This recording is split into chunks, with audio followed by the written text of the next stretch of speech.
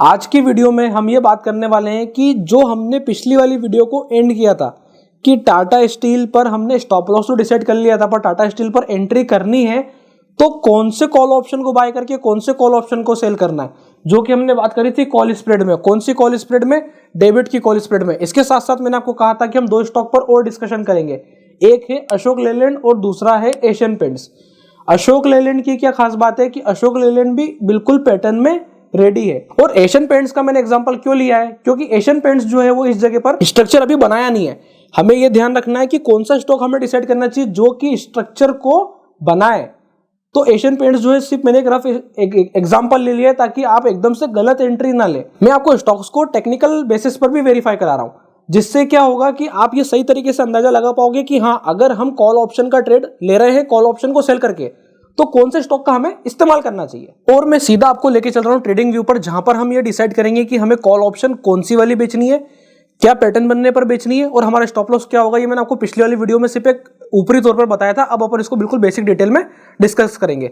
तो चलिए सीधा अपन बात करने चलते हैं call spreads on Tata steel. तो अब अपन ट्रेडिंग व्यू पर आ चुके हैं और ट्रेडिंग व्यू पर आने के बाद मैं आपको बता देता हूं कि टाटा स्टील जो है वो ऑन वीकली टाइम फ्रेम अपने लाइफ टाइम हाई से बस 11.5% नीचे बचा है। इसका मतलब ये है कि ये स्टॉक अल्टीमेट तेजी में चल रहा है और जो कोई सी भी चीज अल्टीमेट तेजी में चल रही है वहीं पर ही जाके तो हमें क्या करना है, कॉल की स्प्रेड्स का यूज करना है। अगर हम वहां जाकर के कॉल्स का वहीं पर जाके इस्तेमाल करेंगे जहां पर हमें अल्टीमेट तेजी चलती दिख रही है, अब उसके बाद हमें क्या करना है, डेली टाइम फ्रेम पर चलना है। तो ये तो मैंने बता दिया आपको स्ट्रक्चर की वीकली पर जो है यहां से मार्केट की ये पोजीशन है। अब कौन सा कॉल ऑप्शन बेचना है, ये तो बहुत लॉन्गर पर्सपेक्टिव हो गया कि भाई यहां से 150 जाएगा और नया लाइफ टाइम हाई बनाएगा। तो ये सब सिनेरियो बात के हैं, बनाएगा कि नहीं ये भी अपने को देखना पड़ेगा। पर अपन क्या बात कर रहे हैं कि क्या 135 से 140 तक की चाल कर सकता है, हाँ ये सब की संभावना है।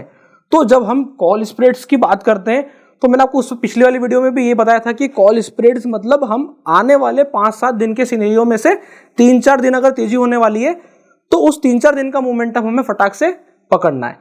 तो अब अपन आ जाते हैं डेली टाइम फ्रेम पर। अब टाटा स्टील के डेली टाइम फ्रेम पर आने के बाद सबसे पहले मैं एक काम करता हूं, मैं आपके सामने चेक करता हूं कि जो हम स्टॉक चूज कर रहे हैं क्या वो सही है। तो स्टॉक के पर्सपेक्टिव में अगर हम देखें तो स्टॉक ने एक ओवरऑल अपना स्ट्रक्चर सही बना के चल रहा है। स्टॉक ने हायर हाई, हायर लो, फिर और हायर हाई, इक्वल लो, फिर और हायर हाई और हायर लो बनाया है। तो अभी तक का स्टॉक का सिनेरियो एकदम इस जगह पर बढ़िया है। अब यहां से मैंने आपको पिछली वाली वीडियो में बताया था कि स्टॉप लॉस जो है हमें कभी भी स्विंग लो के नीचे नहीं रखना है अगर हम कॉल से ट्रेड कर रहे हैं। हाँ, अगर हम फ्यूचर से ट्रेड कर रहे होते तो शायद तक हमारे स्टॉप लॉस जो है वो स्विंग लो के नीचे जाते, पर क्योंकि हम कॉल के स्प्रेड्स ट्रेड कर रहे हैं तो हमें बहुत माइन्यूट से डिफरेंस के लिए गेम खेलना है। जब हम तेजी कर रहे हैं तो कम रिस्क पर ज्यादा पैसा कमाने जा रहे हैं और जब हम रिस्क कम रख रहे हैं तो फिर स्टॉप लॉस हमें छोटा रखना पड़ेगा। और छोटा रखने के लिए मैंने आपको स्टॉप लॉस अराउंड किस लेवल्स पे बताए थे, 133 के स्टॉप लॉस मैंने आपको फॉलो करने को बोले थे कि आप जो है 133 से 134, 132 इन 3-4 पॉइंट में से कुछ एक का स्टॉप लॉस फॉलो करो। और एंट्री का सिनेरियो क्या होना चाहिए, एंट्री का सिनेरियो होना चाहिए हमें मार्केट को कम से कम अराउंड 136 से 135 के बीच की ओपनिंग और उसके बाद एक strong momentum to the upside दिखना चाहिए। हो सकता है वो वाला मोमेंटम अपने को एकदम मंडे को ना मिले, ट्यूसडे को मिले, वेडनेसडे को मिले। तो सिनेरियो क्या हो सकता है कि या तो मंडे के दिन ही हमें ऐसा कैंडल मिल जाएगा, और अगर मंडे को नहीं मिलेगा, अब सपोज ये मंडे को नहीं मिलता है तो मार्केट और मंडे को क्या कर सकता है, मंडे को फिर क्या करेगा मार्केट इधर पर टाटा स्टील पर और क्या करेगा, या तो फिर वो नीचे की साइड ओपन करके और अपने लो स्टॉप लॉस को टेस्ट करने को आएगा। भाई हमें ट्रेड नहीं लेना है, इसलिए मैंने स्टॉक वो चुने जिसमें कि हमारा कैंडल स्टिक पैटर्न बनेगा, उसके बाद ही हम एंट्री करेंगे। हम तेजी में और तेजी करने जाएंगे, हम मार्केट को घुमाने नहीं जाएंगे। हमारे पास इतना पैसा नहीं है, अपन कोई बहुत इतने बड़े प्लेयर नहीं कि हाँ अपन खरीद के चला देंगे। एक रिटेलर क्या सोच रखता है, वो ये सोचता है कि यार भाई ये जो चीज है ये चलेगी, उसके पहले हो सकता है मेरे लेने से चल जाए, नीचे आई खरीद लो पलट जाएगा। ये सब सिनेरियो लेकर के नहीं चलना है।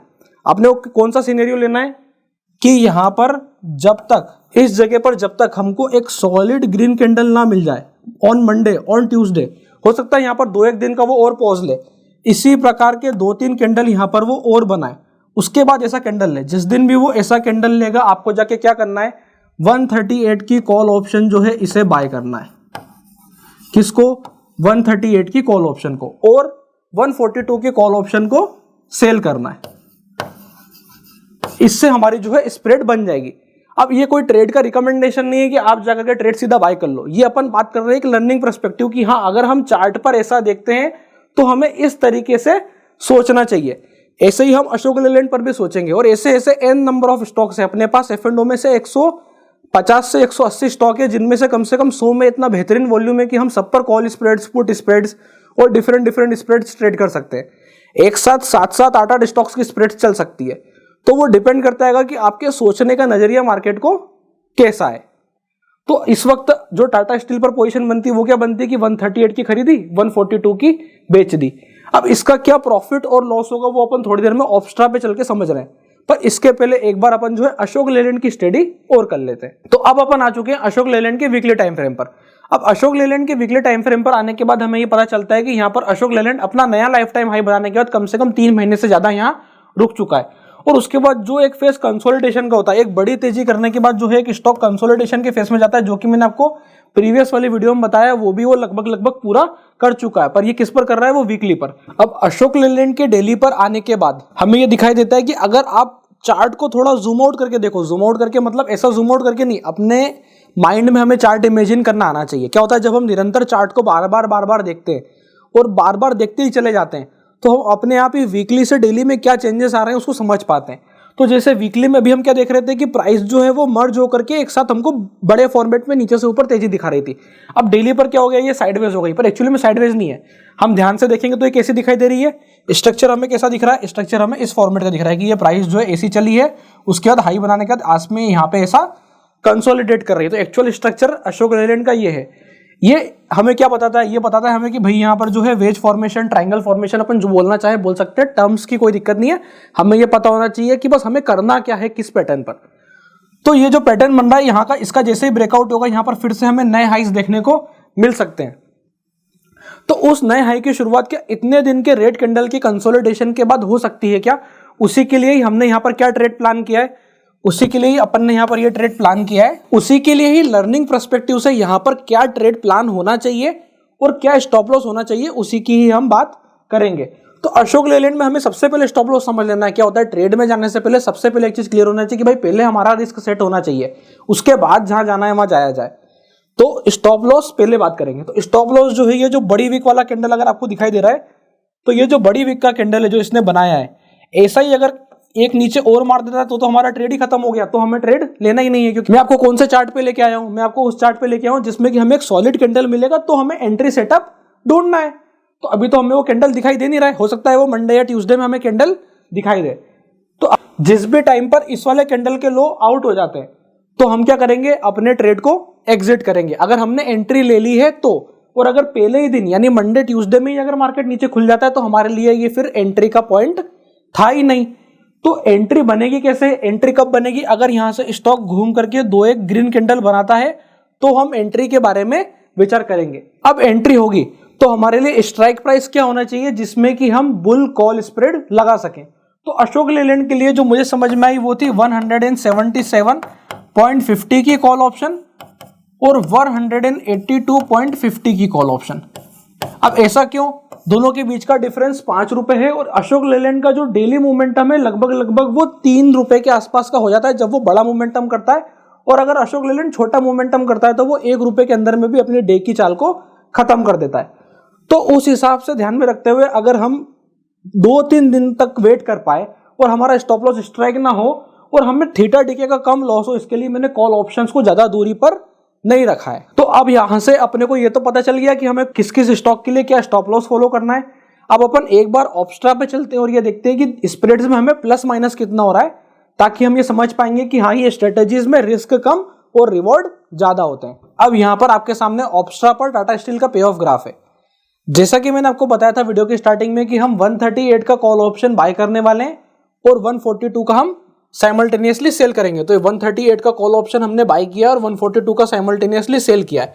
138 वाले की जो प्राइस थी वो अराउंड 2.3 रुपीज थी और 142 की जो प्राइस थी वो 1.35 रुपीज थी। किस हिसाब से, फ्राइडे की क्लोज के हिसाब से। तो क्या अगर आप इस वीडियो को थोड़ा लेट देख रहे हैं, मतलब आप ट्यूसडे को देख रहे हैं या वेडनेसडे को देख रहे हैं, तो क्या आप लेट हो जाएंगे क्या? मैंने आपको क्या बताया, आप लेट बिल्कुल भी नहीं होंगे। किस पर्सपेक्टिव में, लर्निंग के पर्सपेक्टिव में। कैसे कि भाई आप इस वीडियो को ट्यूसडे को देखते हैं या वेडनेसडे को देखते हैं, तो आपको ये तो दिखेगा ना कि टाटा स्टील अगले मंडे में ट्यूसडे में किया क्या। उस हिसाब से आप जाकर के अपने डिसीजंस ले कि हाँ इस जगह पर मैं ऐसा सोच सकता था, उस जगह पर मैं वैसा सोच सकता था। भाई मैं भी यही करता हूँ, मैं भी चार्ट को जो है पीछे से छुपा करके, मैं आपको अगली वाली वीडियोस में आगे बताऊंगा कि ट्रेडिंग व्यू का जो है आप पीछे का पूरा डाटा इरेज करके और बार्स को रिप्ले कर सकते हैं, बार ऑन बार रिप्ले होता है। तो वो जो बार रिप्ले करने का गणित है वो आप इस पे जाके लगा सकते हैं और उससे समझ पाएंगे कि हाँ ये स्ट्रेटेजीज अगर मैं डालता तो मेरे प्लस माइनस किस हिसाब से वर्क करते। तो यहाँ पे सिनेरियो हमें साफ दिखाई दे रहा है कि जो मैक्सिमम प्रॉफिट है, चलो वो तो अपन छोड़ देते हैं कि हम इतने बड़े प्रॉफिट्स के लिए नहीं जा रहे हैं। हमारा पर्सपेक्टिव क्या है कि 10,000 8,000 के आसपास का प्रॉफिट हमें बने और रिस्क जो है हमारा 5,200 रुपए का है। पर क्या 5,000 रुपए भी हम देने को रेडी है? पूरे 5,000 जान दे रहे हैं? देखो 5,000 का नुकसान कब होगा? जब प्राइस 138 के ऊपर नहीं जाएगी और वहीं रुकी रहेगी और उसके बाद और नीचे ड्रैग करते चली जाएगी, तो हमारा मैक्सिमम लॉस 5,000 का होगा। पर मैंने आपको क्या बताया, हमें क्या पूरे 5,000 देने की जरूरत है? नहीं। मैंने आपको ये बताया ना कि जैसे ही टाटा स्टील नीचे में 134 133 को दिखाया और हमें लगा कि हाँ आज ये 134 के नीचे ही बंद करेगा और पहले उसने एंट्री दी और फिर फंसाया, तो ही हमारे स्टॉप लॉस स्ट्राइक होंगे। अदरवाइज अगर हमें एंट्री मिली और वो मोमेंटम कर गई तो हमारे पास बड़े प्रॉफिट्स की संभावना है। इसके अलावा अगर एंट्री मिली, ठीक है, और stop loss closing basis hit नहीं हुआ और घूम करके चला, तो हो सकता है कि हमारे प्रॉफिट्स थोड़े लेट आए, क्योंकि मार्केट जो है क्या हो रहा है कि अपन कॉल ऑप्शन अल्टीमेटली कर तो कॉल ऑप्शन बाय रहे हैं, इस कारण से हमें प्रॉफिट हो सकता है थोड़े से लेट मिले। अगर जितना ज्यादा यहाँ से मार्केट को टाइम लगेगा उतना ज्यादा हमारे प्रॉफिट के आने की संभावना कम हो जाएगी, क्योंकि हम कॉल बाय करके कॉल ऑप्शन सेल कर रहे हैं। अगर हमें टाइम को अपने फेवर में रखना है तो हमें थोड़ा सा मार्जिन को ज्यादा इस्तेमाल करके और जो हम कॉल की डेबिट बना रहे हैं उसी जगह हम पुट की क्रेडिट बनाएंगे। अब यही चीज जो है हम अगले वाली आने वाली वीडियोस में बात करेंगे कि पुट की क्रेडिट स्प्रेड्स क्या होती है, जो कि बुलिश होती है, उसे बुलिश कैसे बनाया जाता है, ये सब की अपन आने वाले वीडियोस में बात करेंगे। अब अपन इसके बाद टाटा स्टील के बाद अपन चलते हैं अशोक लेलैंड में कि अशोक लेलैंड में हमारे पास क्या प्रॉफिट सिनेरियो है और कौन से स्ट्राइक के क्या रेट चल रहे हैं। अब अशोक लेलैंड में भी जो है हमारा सिनेरियो बना है वो कुछ इसी हिसाब का ही बना है। हमने क्या करा है, अशोक लेलैंड में 177.50 की कॉल ऑप्शन अराउंड 3.5 रुपीज के आसपास बाय करने का डिसाइड किया है और 182.50 की कॉल ऑप्शन को सेल करने का डिसाइड किया है। दोनों का जो प्राइस है, एक का अराउंड 3.5 रुपीज है और दूसरे का अराउंड 2 रुपीज है, तो दोनों के बीच का जो डिफरेंस है वो अराउंड 1.5 रुपीज का ही है। मतलब कि 1.5 रुपीज का ही हमें जो है मैक्सिमम लॉस होने वाला है। पर अब स्ट्रेटेजी में जो अपन ने चेंज किया है, जो हमारी तरफ से एडिशन है, वो क्या है कि क्योंकि हम टेक्निकल एनालिसिस को बहुत अच्छे से समझ रहे हैं और समझा रहे हैं, तो उस पर क्या हमको एक प्लस पॉइंट निकल करके आता है कि भाई वो 7,500 रुपए भी हम पूरे क्यों दें? भाई हमें नहीं देना पूरे 7,500। भाई अपन मार्केट में कोई नुकसान देने थोड़ी ना बैठे हैं। हमारा पर्सपेक्टिव ये है कि जितना अच्छा प्रॉफिट हम मार्केट से निकाल सके उतने ज्यादा की हमें प्रयास करनी है, कम रिस्क पर। यही हमारा मोटिव है।